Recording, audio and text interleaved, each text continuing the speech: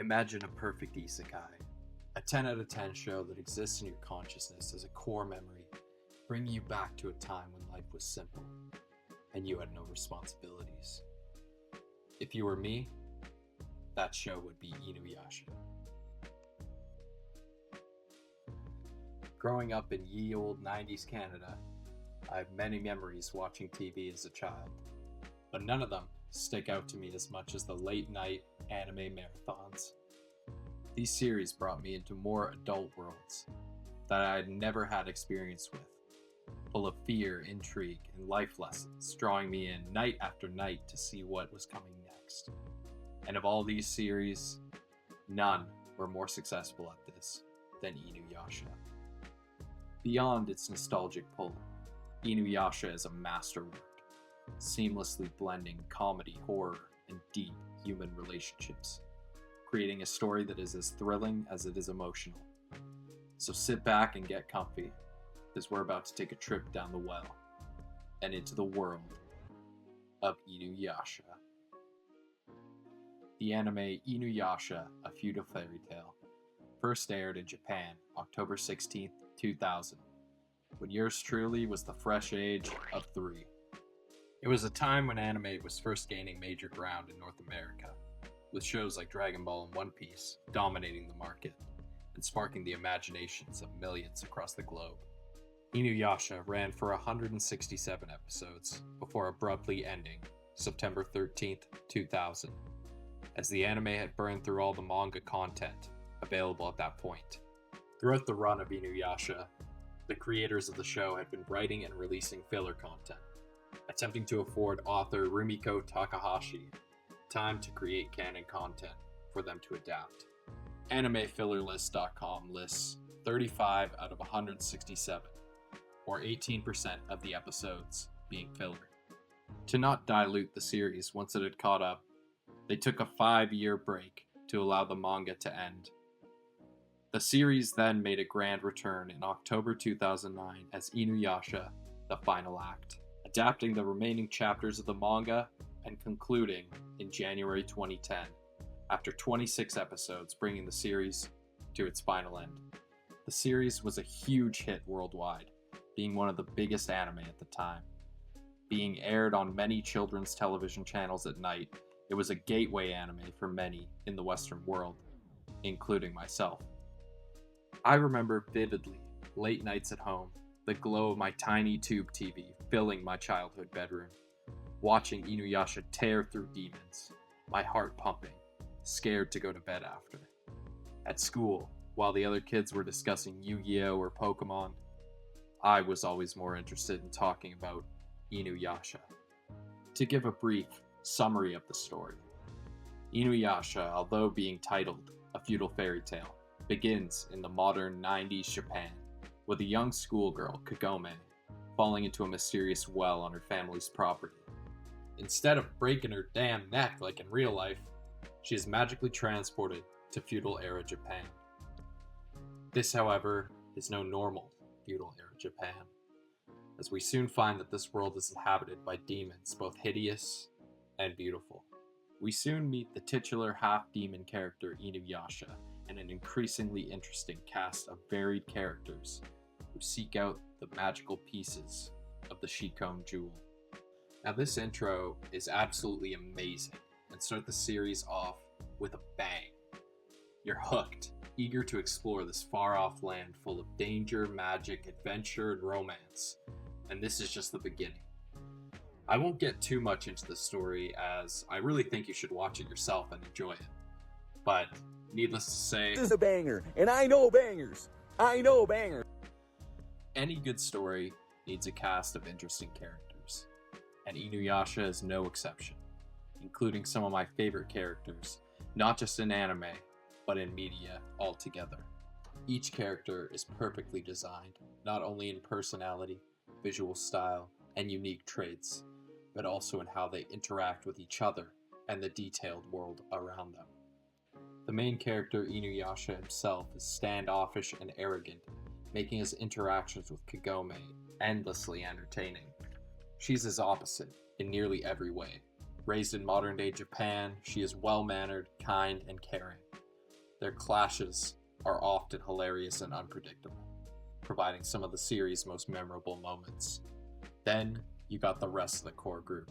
Moroku, the lecherous monk, Sango, the skilled demon hunter, and Shippo, the mischievous fox boy. Each character has intricate backstories and personalities that bounce off each other perfectly. Even with their differences and occasional infighting, at the end of the day, this is a group of close friends. Friends that would do anything for each other. Aside from the main cast, the side characters are awesome as well. They are so compelling. Some could easily star in their own series. Sango's brother and Koga are just two favorites of mine. The villains are equally remarkable. Sesshomaru is widely beloved, with him being some people's favorite character in the entire show. And I mean, it's easy to see why. Just look at the guy's drip. He is easily the most stylish character in this whole series, and he knows it. Naraku is menacing and cunning, scaring the absolute shit out of me when I was younger.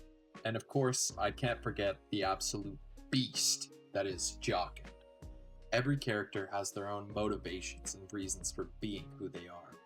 None of them are boring, and all are thoughtfully written, proving that Rumiko Takahashi is a master of dialogue.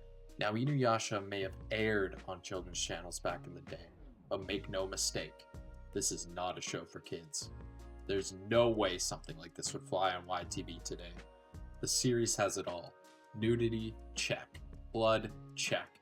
Violence, check. And plenty of horror. At its core, this story is dark. A large portion of it features demons murdering innocent villagers, while Inuyasha and the gang try to stop them. Many of the monster designs are downright terrifying, and I, as well as many other children, had nightmares from watching this show. Looking back at it now from an adult perspective, it's not the worst thing I've seen, but really, would you want your kids watching this? Personally, I'm glad I did. It put some hair on my chest and I have no regrets. Early on in the series, you're confronted with Lady Centipede, one of the creepiest monsters in the show, and that's just in the first episode. Scenes of women and children being brutally eaten or murdered by demons are not rare in this show, so be prepared for a lot of violence. Arguably, the biggest element in the entire show is romance. You might be thinking, how in the world does a show balance villagers being eaten while simultaneously being a battle anime and having a full-blown romance? Now that is just the magic of Inuyasha. It's not a show that does one genre well, it's a show that juggles several genres and nails all of them. Now, I'm not really a romance guy myself. I've never seen How to Lose a Guy in 10 Days or The Notebook, no matter how many times my girlfriend's begged me. I'm usually the guy who's watching Terminator 2 or Aliens. If a story has a great romance, so be it. I can enjoy that as much as the next guy, but when the romance takes place front and center, count me out. That being said, the romance in Inuyasha is the best part of the series. I don't know if it's just me, but every time these two share the screen, you feel something.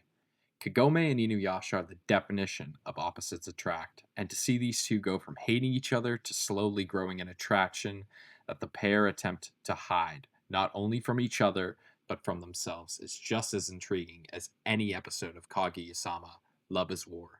I can't get enough of it. You could have them on screen doing anything, and I'd be there for it, making this, without a doubt, my favorite anime romance of all time. The impact of Inuyasha across anime and manga cannot be overstated, with many anime series taking direct or indirect inspiration from it. Now, Inuyasha did not create the isekai genre, with many stating Ora Battler Dunbine from over a decade earlier as the first true isekai.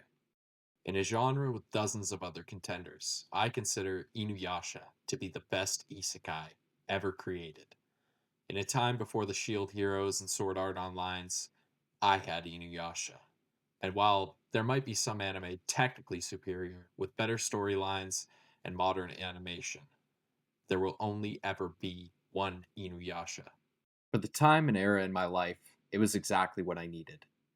This was one of those shows that was at the heart of the anime revolution outside of Japan, bringing what was once a niche genre you might get made fun of or mocked for liking in the mainstream where it is today.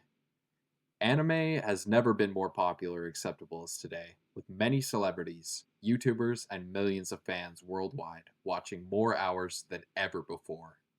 While it might seem overwhelming trying to choose a show in the vast sea of anime out there, I recommend you try this one out and see one of the prime examples of what an anime can be. Now, I have to mention, there was a short lived 2 season attempt at a revival with Yashihime Half Demon Princess. This show seems to have died with little reaction from fans and honestly, some really valid criticisms. The show was a follow up to the story revolving around the half demon daughter of Inuyasha and Kagome, and kind of creepily, the daughters of Shishomaru and Rin. This was a huge point of contention with many, as the relationship between Rin and Shishomaru was pretty gross and many felt unnecessary. I watched through the entire show recently, and while the beginning starts off slow and I almost gave up, the second season of this actually was starting to feel more worthwhile. By that time, it seemed too late as the show ends as soon as it starts ramping up. Altogether, this one I can't really recommend for any but die-hard fans, and it's a shame Inuyasha never got the true sequel it deserves. But no matter what comes next, be it a new Yashihime season, a completely different sequel or spin-off, or even nothing at all, there will always be Inuyasha. Thank you all for watching this love letter to Inuyasha. I've always had super strong feelings about this show, and while it's popular, I think it often gets missed by newer anime fans just due to the sheer volume of anime that exists now. If this video got you interested at all, I would highly recommend you check it out, and at least give it a try. You won't be sorry. On a side note, I have opened a Patreon. If you want to support the channel, feel free to head over there and check it out. All proceeds from it are going to go towards getting superior equipment for me to create videos with, as the stuff that I'm doing it with right now is not the best at all, as you can probably tell. If you don't want to donate but still want to support the channel, please subscribe or like. It really means a lot to me. Until next time.